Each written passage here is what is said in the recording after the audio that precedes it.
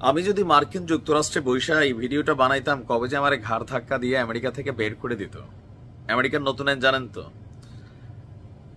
আমাদের ইমানের লেভেল কি লেভেল। আমেরিকাতে বসবাসকারী একজন ব্যক্তি পারলে ইংরেজিতে আজকে ফিলিস্তিনের পক্ষে একটা পোস্ট দিয়ে দেখান আপনার ইমান কোন লেভেলে আছে। আমেরিকার গ্রিন কার্ড দরকার নাকি ইমান?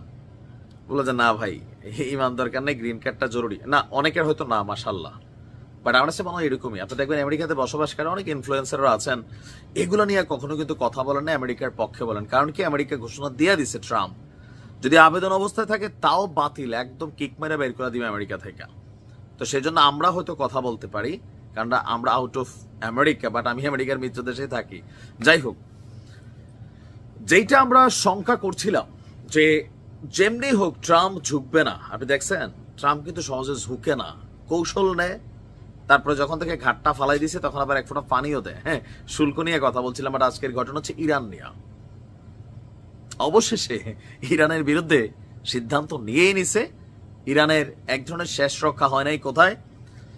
ইরান দুইটা ভাবে কাজ করে, একটা হচ্ছে তলে তলে, আরেকটা হচ্ছে প্রকাশ্য।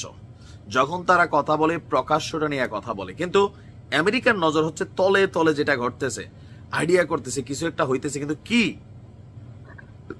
এটা তারা বের করতে পারতেছে না। বাট ইরানের অ্যাটিটিউডে বোঝা যায় যে জিনিস আছে, এটা ট্রাম্পের হজম হইতেছে না। ফাইনালি বোমা টোমা নামাইরা নতুন সিদ্ধান্ত নিয়ে বসছে। যুক্তরাষ্ট্র ইরানের পারমাণবিক কর্মসূচির বিরুদ্ধে নতুন নিষেধাজ্ঞা আরোপের ঘোষণা দিয়েই দিছে, যা দুই দেশের মধ্যে যেই দীর্ঘদিনের বিরোধ এটাকে আরো কয়েক ধাপ বাড়াইয়ে দিল।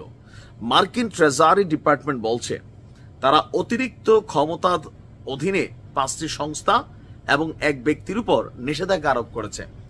আমেরিকা চায় যত ক্ষমতাটা আমার থাকবে।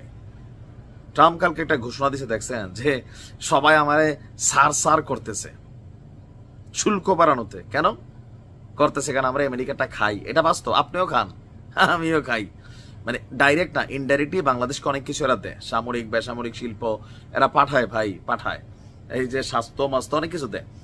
তো ট্রাম্পের চিন্তা হলো কি, আমারটা খাইবা, আমারটা পরবা, আমার সাথেই গালাগালি করবা, পোল্ট্রি নিবা, ভাব নিবা, একটু টের পাও তোমাদের অবস্থানটা কি।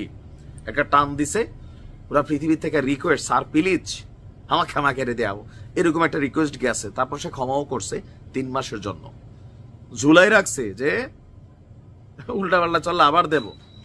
তো এই অবস্থার মধ্যে আপনার ইরানের জন্য যেই সিদ্ধান্তটা, এটা ইরানকে পজিটিভ করবে নাকি নেগেটিভ করবে আমি বিষয়টা জানি না, তবে এটা একটা চাপ দেওয়া হচ্ছে। কেন?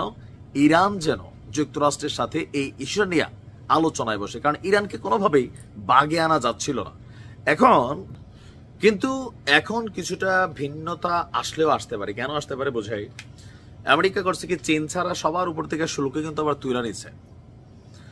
আমেরিকা যখন ইরানের উপর নিষেধাজ্ঞা দিছে, ইউরোপীয় ইউনিয়নের যে রাষ্ট্রগুলো আছে বা আমেরিকার মিত্র শক্তি যারা আছে তারাও কিন্তু ইরানের উপর নিষেধাজ্ঞা দিবে। যদি নিজে না দে, ট্রাম্প মেসেজ পাঠাবে দিবি না বাড়ামো, দেমো দেমো ভাই দেমো।